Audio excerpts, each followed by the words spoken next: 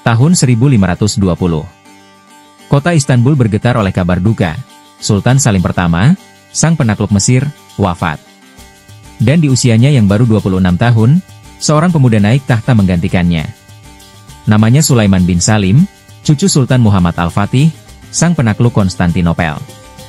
Tak banyak yang tahu, bahwa dari tangan muda inilah, Kekaisaran Utsmaniyah akan mencapai puncak kejayaannya, melampaui batas timur dan barat.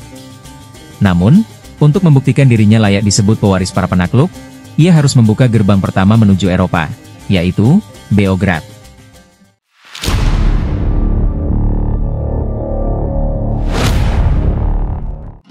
Sulaiman the Magnificent, atau Sultan Sulaiman Al-Kanuni, adalah khalifah dan sultan terbesar dari dinasti Utsmaniyah. Ia memerintah dari 1520 hingga 1566, masa yang dianggap sebagai puncak kejayaan Kekaisaran Utsmani, baik dalam bidang militer, hukum, budaya, maupun seni. Ketika naik tahta, Sulaiman mewarisi kekaisaran yang luas, tapi rapuh. Di barat, kerajaan Hungaria menjadi benteng terakhir Eropa melawan ekspansi Islam. Dan di tengahnya berdiri kota Beograd, dijuluki The Gateway to Europe, gerbang batu yang mengunci jalur menuju Budapest, Wina, dan seluruh Eropa Tengah. Bagi Sulaiman, menundukkan Beograd bukan hanya ambisi militer, tapi pembuktian tahta, pesan kepada dunia bahwa sang sultan muda, bukan sekadar pewaris nama besar. Musim semi tahun 1521, langit Istanbul dipenuhi gema dua perang. Sulaiman memerintahkan mobilisasi besar-besaran. Dari Anatolia, Mesir, hingga Rumelia, pasukan bergerak menuju utara.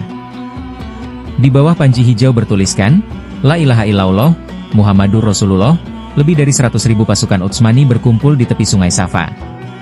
Bersama mereka, 300 meriam raksasa, warisan teknologi dari sang kakek, Sultan Muhammad Al-Fatih. Di antara para jenderalnya, terdapat tokoh legendaris, yaitu Ibrahim Pasha, sahabat dekat Sulaiman sejak masa muda, yang kini memimpin pasukan utama. Tanggal 25 Juni 1521, meriam-meriam Utsmani mulai menyala. Langit Beograd menjadi merah oleh api dan debu. Pasukan Hungaria, hanya 7.000 orang, bertahan di bawah serangan tanpa henti. Sulaiman memimpin dari garis depan. Ia bukan sultan yang bersembunyi di balik istana, ia hidup di tenda perang, memantau jalannya setiap serangan, dan sholat berjamaah bersama pasukannya. Selama sebulan penuh, Beograd dikepung dari darat dan sungai.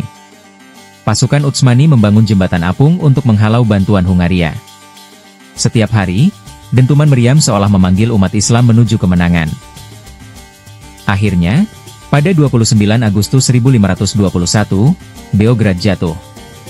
Pasukan Utsmani memasuki kota dengan teratur.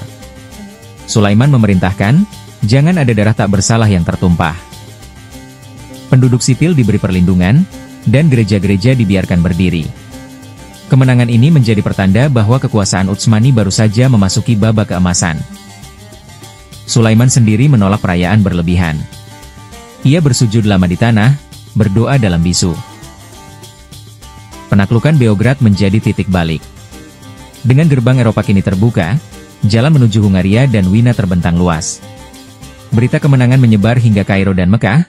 Umat Islam bersyukur atas kebangkitan pemimpin muda yang adil dan religius. Beograd diperkuat menjadi benteng Utsmani di Eropa selama lebih dari 150 tahun. Sementara Sulaiman, dengan kebijaksanaan dan keberanian yang sama, melanjutkan langkahnya menuju penaklukan Rhodes, Mohacs, dan Baghdad. Dari seorang pemuda berusia 26 tahun, dunia menyaksikan lahirnya sosok yang kelak disebut Sulaiman Al-Kanuni, sang pembuat hukum, dan Sulaiman the Magnificent, sang penakluk yang bermartabat. Penaklukan Beograd hanyalah awal dari kisah panjang tentang kekuasaan, iman, dan kebijaksanaan. Kisah tentang seorang sultan yang berjuang bukan demi ambisi pribadi, tetapi demi kehormatan Islam dan keadilan di muka bumi. Nantikan kelanjutan sejarah Sultan Sulaiman pada part-part berikutnya.